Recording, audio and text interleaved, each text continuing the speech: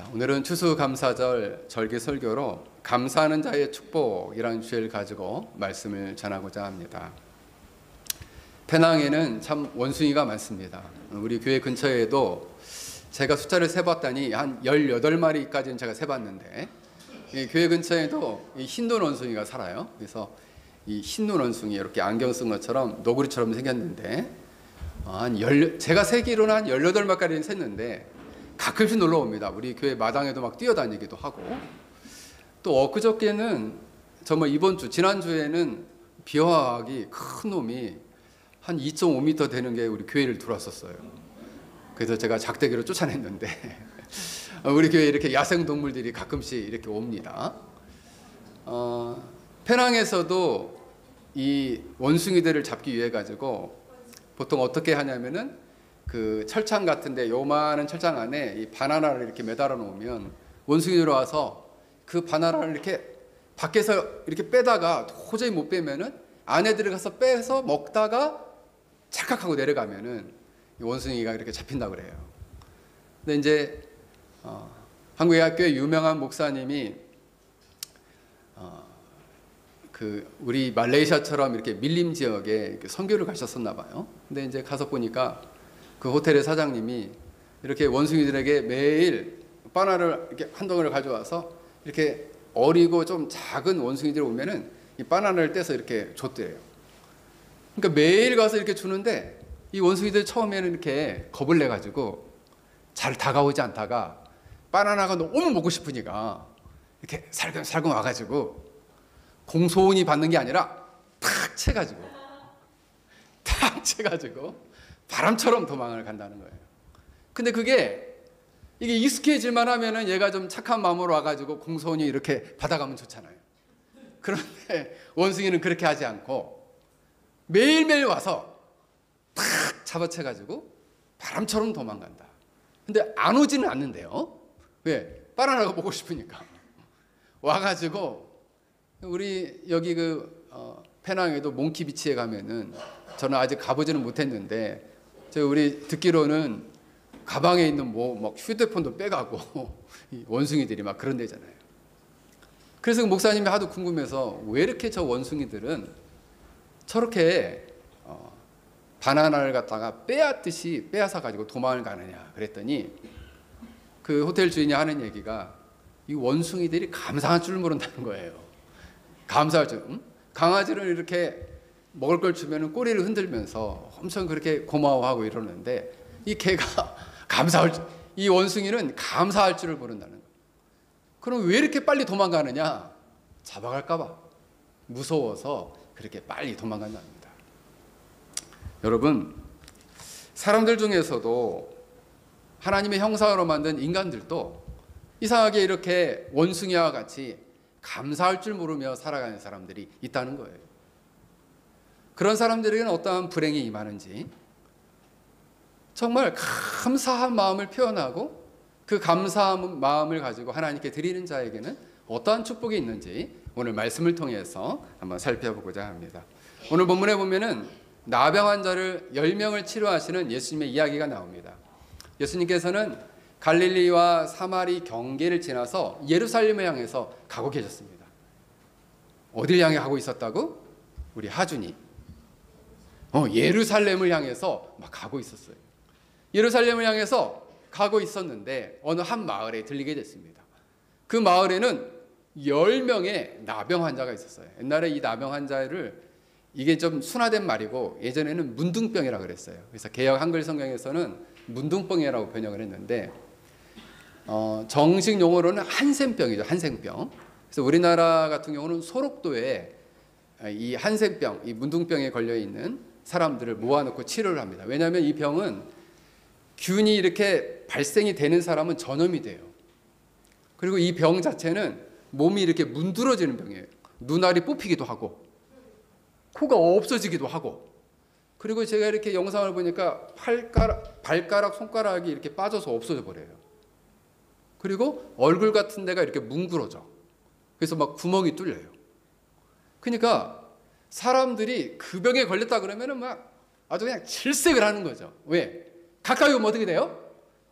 옮으니까 절대 가까이 오지 말아라. 그래서 이 사람들은 보통 예수님 당시에는 동굴 같은 데 이렇게 모여 살기도 하고, 또 이 사람들은 자기가 먹을 방법이 없으니까 길가 같은 데에 공동생활을 하면서 이 사람들이 생활을 했답니다. 근데 이 마을에서도 10명의 이 나병에 걸린 환자들이 있었습니다. 예수님 오신다는 소식을 듣고 예수님께 달려갔어요. 그리고 예수님을 향해서 소리를 쳤습니다. 선생님이시여, 예수 선생님, 예수 선생님 하면서 소리를 크게 쳤어요. 그래서 10명이 함께 소리친 거죠. 예수 선생님, 우리를 불쌍히 여겨주십시오. 우리를 긍휼히 여겨주십시오. 보통 사람들 같으면은 아유 더러워, 가까이 오지 마세요, 이럴 텐데 예수님께서는 이 나와온 사람들한테 얘기를 합니다. 너희들은 가서 제사장의 몸을 보이라. 제사장의 몸을 보이라. 그렇게 얘기를 했어요. 근데 아직 낫지가 않았는데, 아주 치료가 안 됐는데 가서 제사장한테 보이라는 거예요. 레위기 13장 19절에 보면은 율법에 의하면, 이 율법의 규정 자체가 이 문둥병에 걸려서 나은 사람은 제사장한테 보이고, 제사장이 이 사람은 완전히 나았습니다 라고 하면 이 사람은 정상적인 생활을 할 수 있도록 하는 그런 율법이 있었어요. 그래서 제사장한테 가서 보이라는 거예요. 아직 낫지 않았는데. 그런데 놀랍게도 제사장한테 막 걸어가고 있는데 그 10명의 모든 사람의 문둥병이 완전히 치료가 된 거예요. 완전히 치료가 되었다는 거예요. 그리고 그 사람들의 인생이 놀랍도록 변화가 됐다는 거죠. 그런데 그 10명 중에 9명은 어디론가 제갈 길로 다 흩어져 가버렸어요. 그 중에 한 명만 돌아와서 예수님께 감사하다라고 엎드려 절했다라는 것이 오늘 본문의 내용입니다. 오늘 본문의 내용에 보면은 딱 두 종류의 사람으로 나누게 되죠. 10명 중에 9명은 어떤 사람이느냐? 놀랍게도 이 9명은 유대인이었어요. 그리고 치료를 받았는데 예수님께 감사치 않고 감사합니다, 제 인생이 바뀌었습니다, 인사도 안 하고 그냥 어디론가 사라져 버렸습니다. 어디를 갔을까요? 어디를 갔을까요? 우리 다윗이 어디를 갔을까? 집에 갔을 것 같다. 집에 갔을 것 같다. 여러분, 사실 예수님께서는 너희가 치료함을 받고 나면은 반드시 와서 나한테 감사하다고 인사를 해라, 이렇게 요구하지 않으셨거든요. 명령 안 했어요. 그러니까 반드시 와서 감사하다라고 해야 할 그 의무는 없었습니다. 그래서 이 예수님의 명령을 들은 이들은 그냥 그 명령에 순종해서 제사장한테 가다가 놀랍도록 치료를 받은 거예요. 거기까지는 된 거죠. 예수님의 말씀을 믿고 제사장에게까지 간 것까지는 믿고 순종했다는 거예요. 그리고 놀랍게 치료함을 받고 제갈 길로 갔더라. 여러분, 사실 이 일은 간단한 일은 아니에요. 왜냐하면은 여러분, 문둥병에 걸리면은 일가 친척도 만날 수가 없거든요. 가족도 만날 수가 없고, 그리고 어떤 공동체에 들어갈 수도 없고, 정상적인 직장 생활을 할 수가 없어요. 항상 거지처럼 무언가를 얻어먹고 살아야 되는 비참한 인생을 사는 것이거든요. 근데 그 인생이 바뀌었는데 감사가 없는 거예요. 감사가 없어요. 예수님, 진심으로 감사합니다, 이런 감사가 전혀 없었다는 거예요.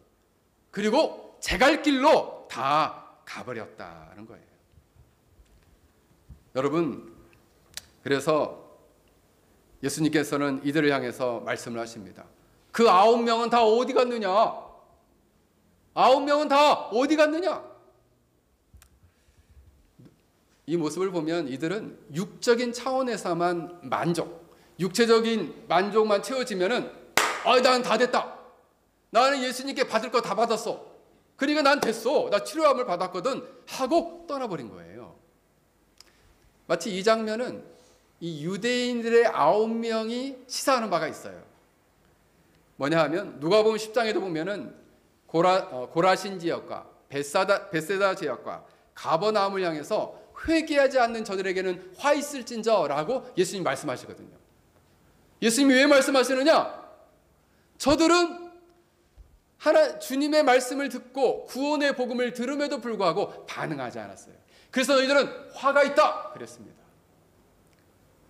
그리고 누가복음 16장부터 18장에 보면은 바리새인들이 어마어마한 바리새인 집단이 나와요. 그들 역시도 예수님의 구원의 복음을 듣고도 회개하지 않았어요. 구원의 복음을 듣고도 감사하지 않고 반응하지 않았어요. 마치 이 유대인의 9명의 문둥병 걸린 이 사람들은 반응하지 않았습니다. 구원의 복음을 듣고 그래 기분 좋다, 그래 육체적인 나의 필요 만족만 채우면 이젠 된 거야 라고 생각을 했다는 거예요. 그리고 떠났다라는 것입니다. 감사하지 않았다는 거예요. 그들은 예수님을 만나고 구원의 복음을 들으는 놀라운 특권을 부여받았거든요. 사실 여러분, 하나님의 말씀은 누구에게나 열려있는 것 같지만 우리 교회 문턱이 없거든요. 근데 이 문턱을 넘어오기가 생각보다 어려워요. 이 구원의 복음을 듣는 것, 이 구원의 복음을 듣고 구원을 받는 것이 생각보다 쉽지 않습니다. 근데 이 복음을 들을 기회가 있었다는 것도 엄청난 특권이거든요. 근데도 불구하고 이 바리새인들은 주님의 복음을 듣고 반응하지 않았습니다. 이 9명의 문둥병 걸린 유대인과 매우 비슷했어요. 그래서 예수님은 말씀하십니다. 그 9명은 어디에 있느냐? 그 9명은 어디에 있느냐? 이 9명이 어디 갔느냐를 어떤 이름 모를 사람이 이제 상상을 해서 추측을 한 거예요. 첫 번째 사람은 그래 이렇게 예수님이 나를 치료해 주셨다는데 정말 내가 나았는지 안 나았는지 정밀 검사를 받으러 갔다, 이렇게 생각을 했고, 두 번째 문둥병자는 이게 오늘은 나았지만 내일 재발할 수가 있으니까 신중하게 진짜로 낫는지를 완전히 지속적으로 이 병이 재발하지 않는지를 보고 나는 예수님께 가야지 라고 생각을 했다는 거예요. 세 번째는 나는 사실 이 문둥병이 아니라 그냥 피부병 정도였는데 그냥 어떻게 하다 보니까 나았다, 이렇게 생각을 한 거예요. 그래서 네 번째 사람은 그냥 때가 돼서 약을 먹고 자연적으로 나았다라고 생각해서 돌아오지 않았다는 거죠. 또 어떤 사람은 그래 내가 문둥병에 걸리기 전에 많은 밭과 재산을 가지고 있었는데 그 재산이 어떻게 돼 있는가 보러 가서 돌아오지 않았다는 거예요. 또 어떤 사람은 내가 가족들을 떠나가지고 오랫동안 아내와 부모님을 보지 못했는데 그 부모님과 아내가 너무 보고 싶어서 간 다음에 돌아오지 않았다라는 거예요. 또 어떤 사람은 예수님께서 별로 특별히 해주신 것도 없잖아요. 그냥 말씀 한마디만 해줬는데 나를 어루만져 준 것도 아니고 안수기도 해준 것도 아닌데 뭐 특별하게 내가 가서 감사할 필요가 있느냐라고 생각하고 가버렸다는 거예요. 또 어떤 사람은 바로 예수님은 다른 어떤 유명한 랍비도 이 정도의 병은 치료할 수 있을 거야 라고 생각하고 가버렸다는 거예요. 마지막으로 어떤 사람은 이 모습 이대로는 갈 수 없잖아, 옷도 좀 빨아입고 그리고 깨끗하게 몸도 씻고 그리고 내가 주님께 감사하다고 하고 가야지 라고 생각하고 돌아오지 못했다는 거예요. 근데 어떤 핑계를 대든 간에 그들 9명은 주님이 말씀하죠. 그 9은 어디 갔느냐? 그 문둥병자 9명 다 치료받고 다 어디 갔느냐? 감사도 안 하고 주님께 인사도 안 하고 다 떠나버렸다는 거예요. 어느 교회에 한 남자 집사님 한 분이 계셨습니다. 이 집사님은 부모님이 아버님은 장로님이시고 그리고 어머님은 권사님이셨어요. 그러니까 믿음의 가정에서 어릴 적부터 자랐습니다. 근데 감사하게도 믿음 안에 자라서 사업을 했는데 이 사업이 너무 잘 된 거예요. 그래서 주일날이면은 1년이면 한 반절 정도는 골프장에 가서 이 거래 회사 사장님들하고 골프를 치고 주일을 지켰다는 거죠. 그러니까 하도 안타까우니까 어머니 아버지가 그러지 말고 주일은 꼭 지켜라 이렇게 얘기를 했대요. 근데 그 교회는 감리교였나 봐요. 그 교회에서 권사님으로 세우기로 했다는 거예요. 권사님. 이제 장로교에서는 남자 권사는 없습니다. 감리교에서는 남자 권사가 있는데 권사님으로 직분을 주려고 집사님이니까 이제 투표를 했는데 놀랍게 그래 이 성도들이 그래요 저분 아버님도 장로님이고 어머님도 권사님이니까 우리가 뽑아주자 해가지고 권사님이 됐답니다. 권사님이 됐는데도 불구하고 자기가 바쁘면 바쁜 대로 열심히 신앙생활을 하지 않았다는 거예요. 근데 어느 날 속이 좀 안 좋아가지고 병원에 갔더니 병원에서 당신 위암 3기입니다 이러더라는 거죠. 위암 3기.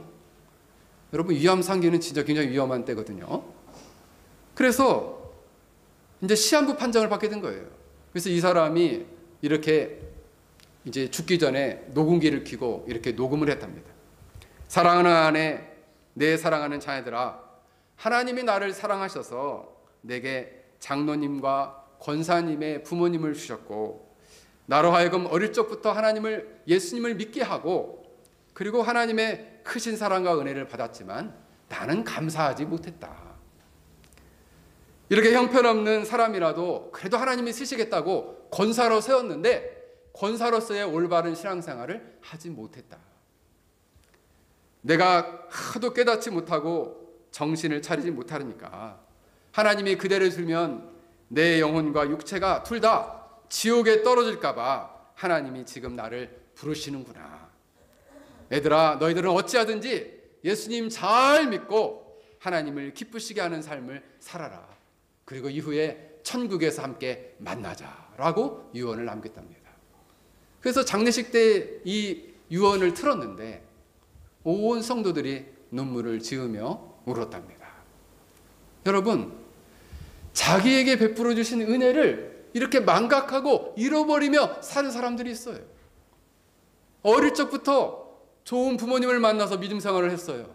믿음 생활을 하고 살아왔지만 단 한 번도 인생을 살면서 주님이 기뻐하시는 삶, 단 한 번도 주님이 기뻐하시는 그런 헌신적인 믿음의 삶을 살아본 적이 없는 거예요. 단 한 번도 진리를 열심히 공부한 적도 없고 단 한 번도 주님 앞에 눈물을 흘리며 자기 죄를 철저히 회개한 적도 없다는 거예요. 그때 하나님이 때가 돼서 그를 징계하셔서 그를 일찍 데려가셨다는 거죠. 죽을 때가 돼서야 비로소 알았다는 거예요. 죽을 때가 돼서요. 여러분 죽을 때가 돼서 알면 안 돼요. 그 전에 알아야지.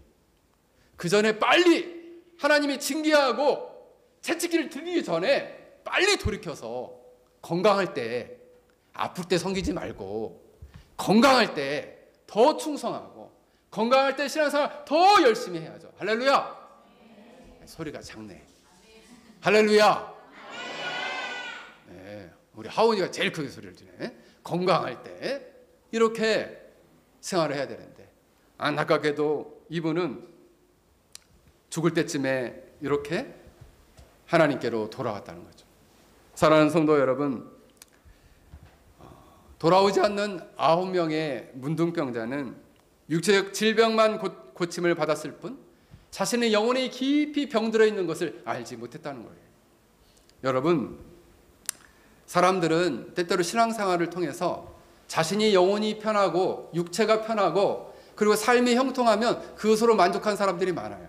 근데 정작 그의 영혼이 죽어가고 있다면 여러분 어떻게 하실 거예요? 정작 그 영혼이 하나님 앞에서 매우 위태로운 지경에 놓여 있다면 여러분 어떻게 하실 것입니까?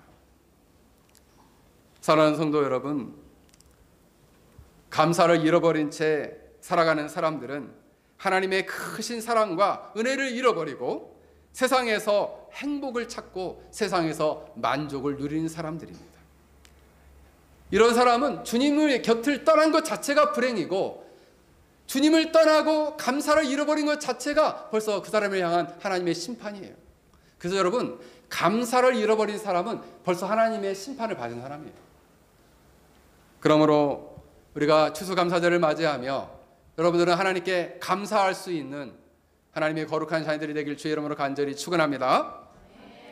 두 번째 종류의 사람은 10명 중에 한 명인 이 이방인인 바로 사마리아 사람이었습니다. 이 사마리아 사람은 치료받은 은혜를 되새기면서 주님께 달려왔어요. 자, 이 이방인은 어느 지역의 사람이었다고요? 우리 하진이. 사마리아 사람이었다. 사마리아 사람. 사마리아 사람들은 북이스라엘이 멸망할 때 이방 민족들이 들어와서 혼혈이 됐어요. 혼혈이. 그래서 이스라엘 사람들은 우리는 깨끗한데 너희들은 혼혈이 됐으니까 너희들은 우리 민족 안에 들어올 수가 없어 하면서 엄청 천대하고 멸시했던 사람들이었습니다. 그래서 이방인으로 취급했어요. 근데 놀랍게도 9명은 다 어디 갔는데 그 사마리아 사람만 주님께 달려와서 그 땅바닥에 덜푸덕하고 엎드려서 주님 정말 감사합니다. 나를 이렇게 하나님께서 치료해 주셨습니다. 할렐루야, 하나님께 영광을 돌립니다 라고 감사를 올렸다는 거예요. 10명 중에 딱 한 명. 자, 10명 중에 한 명이면 많아요, 적어요? 자, 우리 서율이 많아요, 적어요? 적어요. 여러분, 그렇습니다. 세상에서는 주님께서 은혜를 베푸심에도 불구하고, 구원의 은혜를 베푸심에도 불구하고 감사하는 사람이 생각보다 적다는 거예요. 10명 중에 한 명, 10%밖에 안 돼요. 오늘 본문에 보면은 그가 땅에 엎드리는 장면이 나오는데 그것은 최고의 존경을, 최고의 감사를 예수님께 표하는 거예요. 이 감사하다는 단어는 원문에 보면 유카리스테오라는 단어가 쓰였는데 하나님이 베풀어 주신 은혜에 대한 진심 어린 감사, 고마움을 표현하는 거죠. 그래서 나는 사실 이처럼 예수님께서 나를 치료해 주셨지만 궁극적으로는 나의 영혼을 나에게 구원의 놀라운 은혜를 베푸셨다라는 그런 확신을 가지고 특별히 나를 치료해 주신 이 예수님이 누구냐? 바로 하나님의 아들 구원주이시구나, 메시아이시구나, 그리스도이시구나 라는 마음을 가지고 그 앞에 달려온 거예요. 즉 예수님이 구원주라는 명확한 인식, 예수님이 하나님의 아들이신 구원주이시라는 참 하나님이시고 참 하나님의 아들이시라는 분명한 인식을 가지고 그 앞에 나와서 절을 하였다라는 것이죠. 근데 여러분, 여기서 이 사마리아인은 매우 자발적이고 그리고 스스로 너무너무 감사해서 자발적이고 진실한 감사를 주님 앞에 드렸던 것을 알 수 있습니다. 여러분, 감사라는 단어는 국어학적으로 무엇에 대한 고마움을 나타내면서 인사를 하는 것입니다. 그래서 우리 한번 따라서 하겠습니다. 주님, 너무 감사합니다. 저를 구원해 주셔서 너무 감사합니다. 주님, 저를 구원해 주셔서 진심으로 감사합니다. 주님, 저를 모든 일에서 지켜주셔서 진심으로 감사합니다. 범사에 감사하라. 모든 일에 이렇게 감사를 드려야 돼요. 감사. 오늘 여러분 입술로 고백했죠? 주님 감사합니다. 나를 구원해 주셔서 너무 감사합니다. 주님 감사합니다. 올 한 해 동안 저희를 지켜주셔서 너무 감사합니다. 저희 가족들 어려운 가운데서도 이 고난을 잘 이겨낼 수 있도록 함께해 주셔서 감사합니다 라고 고백해야 한다는 거예요. 할렐루야. 이 사마리아인은 더러운 옷을 입은 그대로 왔어요.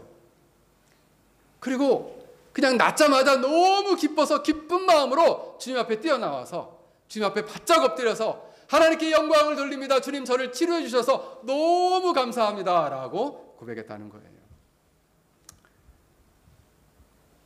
이 사마리아인은 다른 것을 하나도 하지 않았어요. 최우선적으로 뭘 했냐? 감사를 했다는 거죠. 그냥 일타로 감사했다는 거예요. 진심으로 기쁜 마음으로 하나님께 영광을 돌리고, 그런데 이것이 주님 마음에 기쁨이 됐다는 거예요. 사실 추수감사절이라는 절기도 청교도들이 이 아메리카 땅에 건너가서 이 추수감사절을 만나놓고 지킨 이유가 뭐냐면 감사를 배우기 위함이었어요. 감사. 102명이 넘어왔는데 그 중에 절반이 죽었거든요. 인디안들에게 이 씨앗을 키우는 것을 배워가지고 파종을 했는데 그냥 소출은 그럭저럭 했어요. 근데 절반이나 죽었거든요. 1년 만에. 102명 중에 절반이 죽었어요. 근데도 어떻게 해요? 아이고 우리 절반밖에 안 남았어요. 우리도 이제 곧 다 죽을 거예요. 이러지 않았어요. 절반밖에 남지 않았지만 그래도 저희들을 한 해 동안 이렇게 소출이 날 수 있도록 은혜를 베푸신 것에 너무 감사합니다 하고 하나님께 영광을 드렸던 거예요. 그게 바로 추수감사절이었습니다. 여러분, 감사는 놀랍게도 단순히 고마운 감정만을 표현한 것뿐만 아니라 감사에는 그런 상한 마음과 곤고한 마음을 치료하는 놀라운 능력이 있습니다. 청교들이 반절 이상 죽었지만은 그 마음이 치료돼 감사를 할 때 놀랍게 치료가 됐어요. 회복이 됐어요. 그리고 다시금 삶을 살아갈 수 있는 새로운 힘을 공급받게 되었다라는 것입니다. 이때 예수님께서는 이 감사를 다하는 사마리아인을 향해서 한마디 하십니다. 너무 놀라운 말씀을 선포하시는데 그에게 이르되 일어나 가라 내 믿음이 너를 구원하였다. 한마디로 일어나 가라 내 믿음이 너를 구원하였다. 놀랍게 예수님은 그를 향해서 구원을 선포하고 있는 장면이에요. 이 본문이 똑같은 말이 이 누가복음에 두 군데 더 나와요. 혈루증 여인을 고쳐줄 때 하나 하고 그 다음에 소경 바디메오의 눈을 뜨게 했을 때 내 믿음이 너를 구원하였다 이렇게 얘기를 합니다. 근데 그때의 구원은 육체적 질병으로부터의 구원이 가까워요. 근데 오늘 본문에서는 벌써 치료함을 받고 왔거든요. 근데 이제는 뭐를 얘기해요? 너의 영혼이 구원받았다. 내 믿음으로 내 영혼이 구원받았다. 영적 구원에 대해서 말씀하고 있다라는 것입니다. 사랑하는 성도 여러분, 10명 중에 딱 1명만이 이 놀라운 구원의 은혜를 경험하게 되었다라는 것입니다. 여러분, 어느 목사님의 아들이 이제 추수감사절이 다가오는데 일주일 전에 목사님의 아들이 교통사고가 나서 죽게 되었답니다. 그래서 추수감사절이 되었는데 이 목사님 마음에서 이제 추수감사절 헌금을 해야 되는데 감사한 마음이 하나도 없다는 거죠. 근데 아들도 죽었는데 뭔 감사할 일이 뭐가 있냐. 근데 이제 목사니까 헌금을 안 할 수는 없고 이제 글을 앞에다 썼다는 거죠. 감사합니다. 이렇게 썼는데 갑자기 그 글을 쓰는데 하나님께서 눈물이 쏟아지는 가운데 그 마음 영혼 안에 저 천국에 있는 그 마음 안에서 저 천국에 있는 아들이 그림처럼 떠오르다는 거예요. 그리고 그가 주님 품에서 행복해하는 모습을 쫙 하고 보여주시더라는 거예요. 그리고 하나님의 영광 가운데 있는 그 아들의 모습을 쫙 보고 경험하게 되었을 때 진심으로 감사를 드리는 추수감사 주일이 되었다라는 것입니다. 오늘 말씀을 맺겠습니다. 그리스도인 중에는 세 종류의 사람이 있습니다. 첫째로는 받은 은혜를 잃어버리고 사는 사람이고, 둘째는 받은 은혜를 배반하고 사는 사람이고, 셋째는 받은 은혜에 진심으로 감사하며 주님께 돌아오는 사람입니다. 사랑하는 성도 여러분, 여러분들은 이 세 종류의 그리스도인 중에 어떤 그리스도입니까? 한 해 동안 우리에게 베푸신 하나님의 놀라운 사랑과 은혜를 기억하고 구원의 은혜를 기억하고 하나님께 감사를 드리는 복된 주일이 되기를 주 이름으로 간절히 축원합니다.